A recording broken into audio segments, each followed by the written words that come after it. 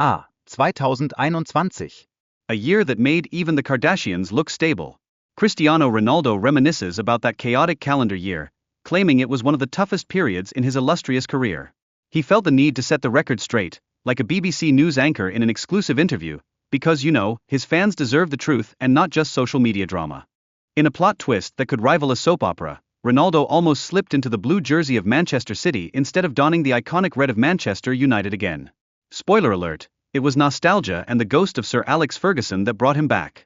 Who knew a football decision could be fueled by emotions stronger than my craving for pizza during finals week? Now, switching gears, Ronaldo spills the tea on Manchester United's evolution, or rather, the complete lack of it. He's scratching his head, surprised at how little the club has progressed since he took his first exit. I mean, at this point, even the coffee machine in the break room should have gotten an upgrade, right? Speaking of upgrades, Ronaldo couldn't help but notice that facilities like the swimming pool and gym still look like they belong in a 1990 sitcom. With rival clubs getting fancier than a hipster cafe, Manchester United is, well, stuck in the dark ages, likely still using floppy disks to manage the team schedule. Let's take a moment to compare Ronaldo's old haunt to places like Real Madrid and Juventus. It's like comparing a flip phone to the latest iPhone. The gap in training and recovery protocols is alarming. If Manchester United were a student, they would definitely still be using a typewriter for essays. Now, when it comes to leadership decisions, the hiring of Ralf Rangnick raised some eyebrows, and probably a few laughs. Seeing as he had all the coaching experience of a Sunday league player, fans were left wondering if the club was running a football team or a comedy skit. Spoiler alert, it's hard to win a match when the captain can't even find the pitch. Fast forward to today, and it's evident that younger players have minds as different from old-school pros as avocado toast is from, well, a regular toast. Blame it on social media influences, but it turns out that chatting with seasoned players isn't always a priority. It's like trying to explain the beauty of vinyl records to someone who only listens to TikTok hits. Leading by example is where it's at, folks.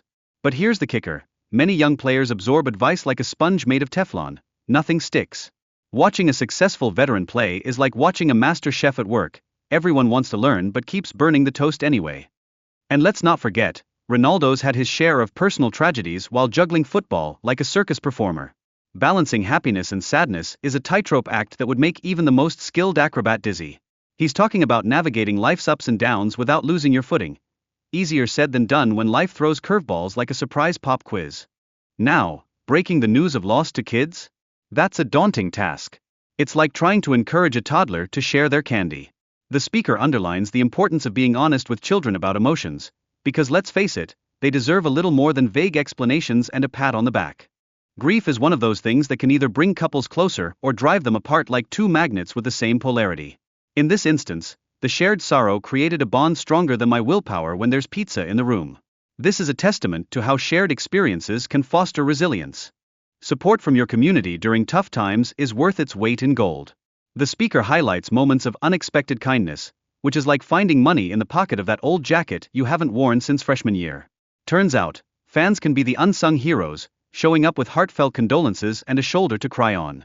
Ronaldo candidly discusses the pressure cooker that is fame. You see, for him, criticism often looms larger than his on-field accomplishments, like a bad haircut at a family reunion. It's not just him, many high-profile athletes find themselves swimming in a sea of judgment, with sharks circling, waiting for the chance to bite. With millions of social media followers, Ronaldo knows the power of connection. It's a double-edged sword though, like a hug from a cactus.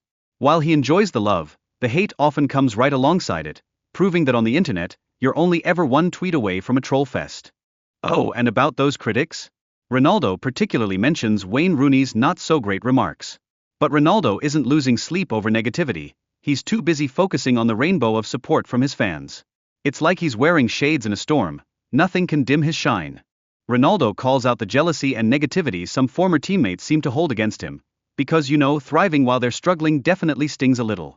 It's a spicy dynamic that complicates their relationships, almost like trying to stay friends with your ex.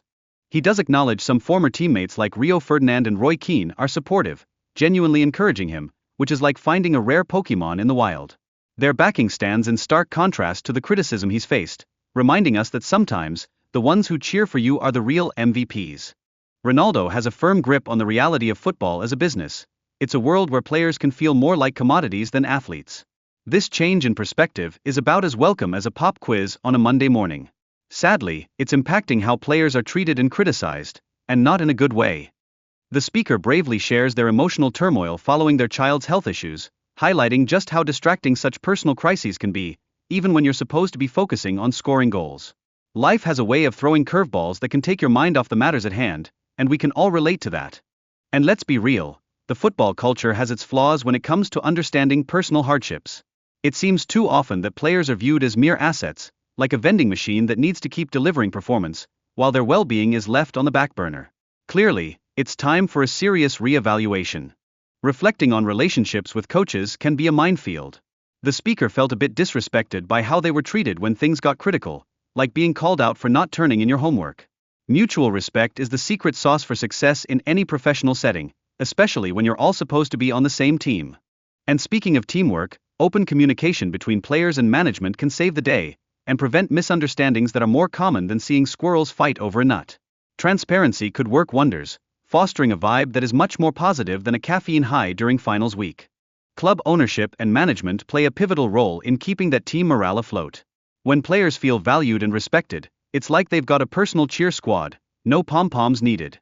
A supportive atmosphere can make a world of difference when you're trying to kick butt on the pitch. Now, mending relationships is key, and sometimes all it takes is a simple oops, my bad. Taking responsibility for one's actions can pave the way for growth, both personal and professional. Remember, nobody's perfect, but admitting mistakes is definitely a step in the right direction, even if it feels like walking on a tightrope. Ronaldo emphasizes his unwavering commitment to fans, hoping for their support no matter what curveballs life throws his way.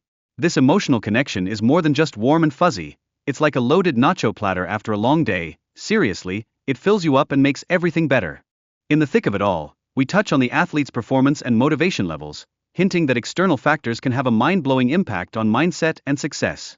It's like a chain reaction. One little thing can throw your whole game off, like your phone dying mid-Netflix binge. Ronaldo reveals that substantial offers from other clubs keep rolling in, showcasing his market appeal despite the passage of time. Talk about high demand. It's like finding a half-eaten burrito behind the couch. It may be a bit older, but it's still got value.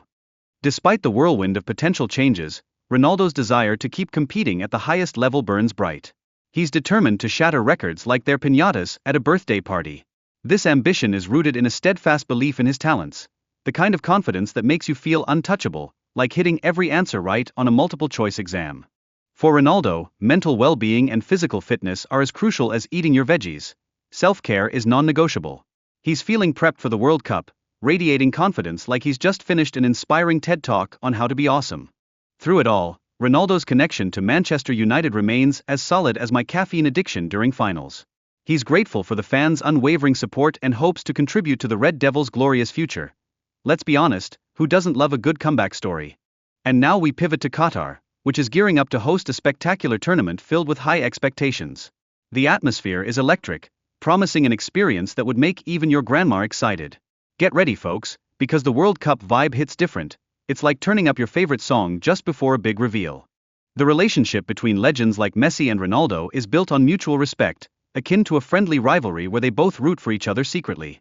Their interactions weave a narrative that elevates both of their legacies, a compelling drama that even Hollywood would envy. Conversations with influential figures are like gold nuggets in a sea of gravel, so valuable for personal and career growth. Engaging with intelligent minds broadens perspectives and inspires, like that one motivational poster hanging in your dorm room that actually works sometimes. Ronaldo's planning to pen a book aimed at guiding folks on how to maintain longevity while navigating life. This initiative reflects his commitment to supporting others, like a guardian angel wearing soccer cleats. It's all about helping everyone kick life's challenges right out of the park. He emphasizes mental strength and resilience, two qualities that are crucial not just in sports but in life. If you can bounce back from challenges like a Super Bowl in a bumpy parking lot, you're well on your way to success. Trust me, life's trials are just the warm-up drills for your ultimate game. Finally, Ronaldo aims to connect with the youth, sharing gems of wisdom like a wise old wizard, while also wanting to guide fathers in being the best role models for their kids. After all, a strong foundation is crucial, just like not skipping breakfast before that big exam.